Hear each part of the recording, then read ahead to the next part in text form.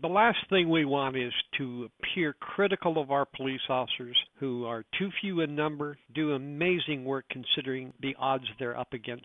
The problem we have here is that when we convey information to our police department, we can only hope that it gets to the officers responding to calls for service in our immediate neighborhood where we have information that they may not have. The bottom line, until you stood on the roof of your building and extinguished a fire on the roof of an old Victorian right next door to you, caused by illegal bottle rockets, you truly do not appreciate the potential threat that illegal fireworks pose to our older midtown neighborhoods. We want to catch these people. It's a matter of life and death, although some people will consider it a nuisance. Tonight was no exception to the things that we try to accomplish. We've been there before. We have information. We want that to get to our responding officers. For no other reason, the audio you're about to hear is tasking officers to respond to reports from multiple people of shots fired, an assault with a deadly weapon, possibly a shooting, when none of that was true, and it was simply illegal fireworks, and we had conveyed that information to the communication center before those officers began to arrive. What you're about to hear and what you're about to see is an example of how that happened. This radio call has been condensed down from approximately 10 to 12 minutes to just a few minutes for ease of listening. Flight 617, can you show us on a 927 3 sounds of a blast of some sort? We're at 1630 George. Flight 677. Flight 657, be advised, we're getting a 245 in progress at 714 18th Street. Complaint thinks that they heard gunshots coming from the residence, and then there was also about 415. Complaint heard 5 to 6 shots, no visual. Sam, 3 to copy. Yeah, it was kind of... What unit? Flight 7, yeah, it was 3 loud blasts. Not sure where it came from. Somebody do the 245 into your call. Yeah, from, was that 925 again?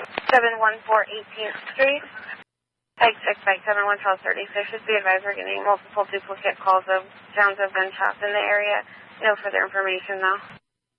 Flight 7, we just saw it. It's fireworks. We're trying to isolate now. We're like half a block away. Flight 7, it's going to be an alley at 714 18th Street. Okay. Oh, Flight 7, yeah, we see him now. Flight 7, we're out with a couple of the subjects. 7, are you stable? Flight 7, are you stable? Yeah, firm. Flight 7, I'll be code 8. Flight 7, check. Flight 7. Just about it's, the house address is 1725 H. Henry Street, apartment number. We have a Cal deal to attach. U Union 112. 7, check. 7, near 978, comes back valid to Alaska, Waddell. Check. Flight 6 and 7 will be clear. Adam Yells and I report. We're out with officers in the 1700 block between G and H, where I believe the second volley of fireworks were going off in response to very loud fireworks in the 1800 block of H Street, where we are. We contacted the communications center to let them know that the report of gunshots were in fact very loud illegal fireworks being set off in 2 different locations.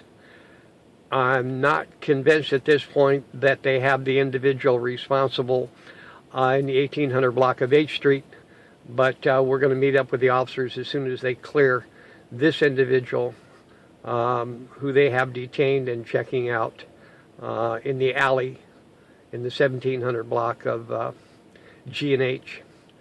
At this point, we're pretty sure that we may have one or more of the explosions captured on our surveillance cameras, and we anticipate that we have a pretty good idea where the problem was on our block, simply because of the events that occurred on the 4th of July, when it sounded like a firefight in Iraq or Afghanistan. Extremely loud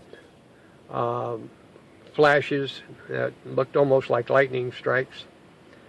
So I hope who they have detained here, that they're checking is one of the individuals, because this is getting to be a real nuisance and a unnecessary tie-up of our police officers' time over juvenile antics.